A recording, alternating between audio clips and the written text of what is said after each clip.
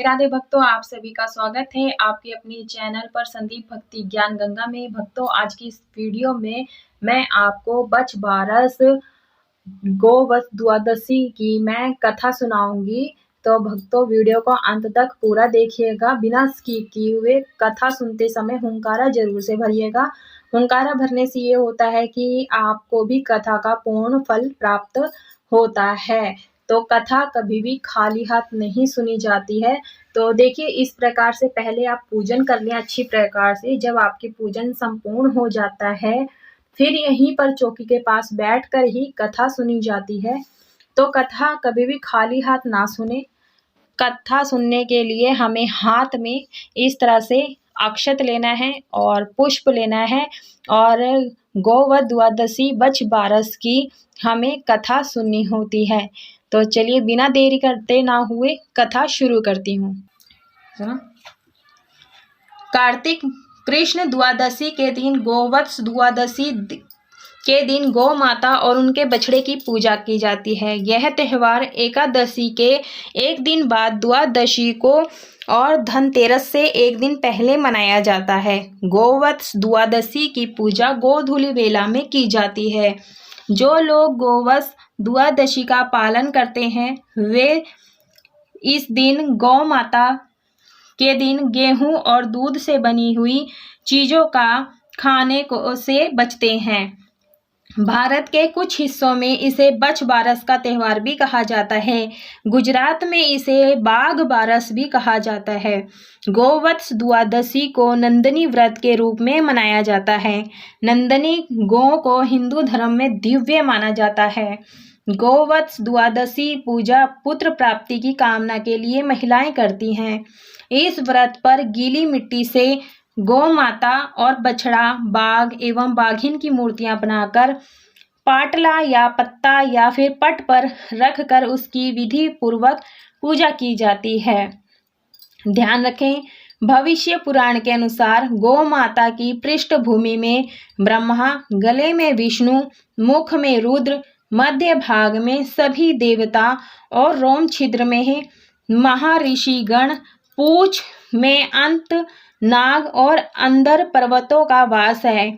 सभी खुरों में, गौमूत्र में गंगा आदि नदियां, गोमय में लक्ष्मी और आंखों में सूर्य चंद्र हैं। तो ये थी इसकी थोड़ी सी विशेषता। तो चलिए मैं कथा सुनाती हूँ। बछ बारस की प्रचलित कथा के अनुसार बहुत समय पहले की बात है। एक गांव में एक साहूकार अपने 7 बेटे और पोतों के साथ रहता था। उस साहूकार ने गांव में एक तालाब बनवाया था, लेकिन कई सालों तक वो तालाब नहीं भरा। तालाब नहीं भरने के कारण पूछने के लिए उसने पंडित को बुलाया।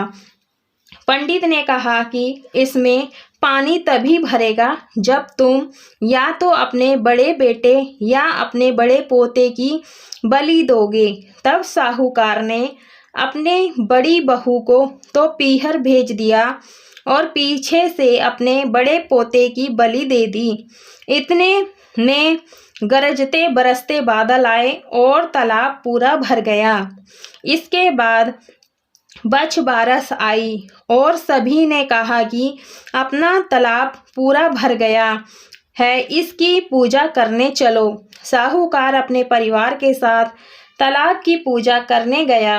वह दासी से बोल गया था कि गेहूला को पका लेना। साहूकार के कहे अनुसार गेहूला यानी गेहूं से तात्पर्य गेहूं के धान से था। दासी समझ नहीं पाई।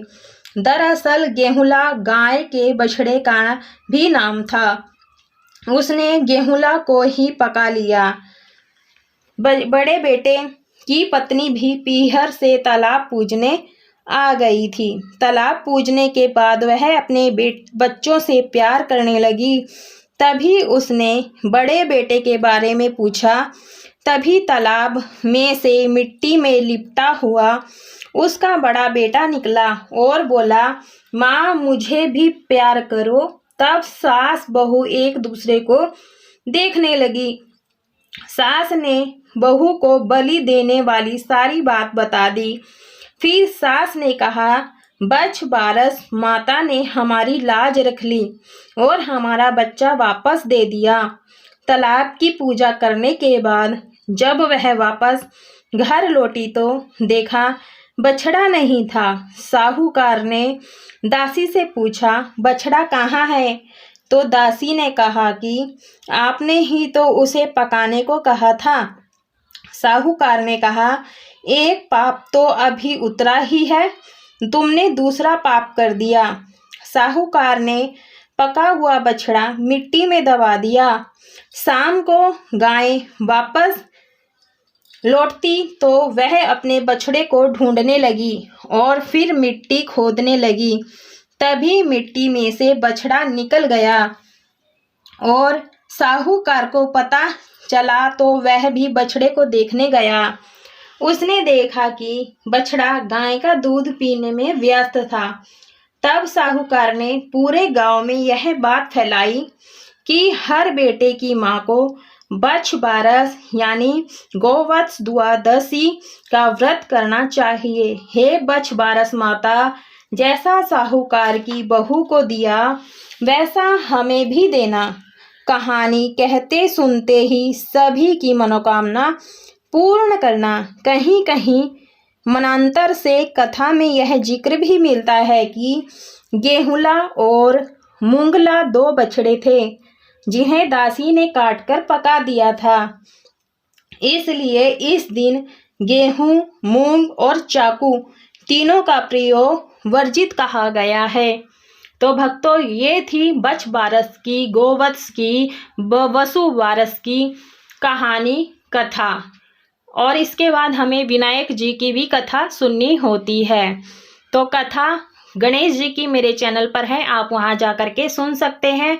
कथा सुनने के बाद ये जो अक्षत और ये पुष्प हैं, ये भगवान के चरणों में हम यहीं पर छोड़ देते हैं और क्षमा प्रार्थना मांग लेते हैं। तो भक्तों, यदि यह कहानी आपको पसंद आई हो तो वीडियो को लाइक कीजिएगा, ज़्यादा से ज़्यादा शेयर कीजिएगा। यदि आप मेरे चैनल पर पहली बार आए हैं तो चैनल को सब्सक्राइब जरूर से कर लीजिएगा।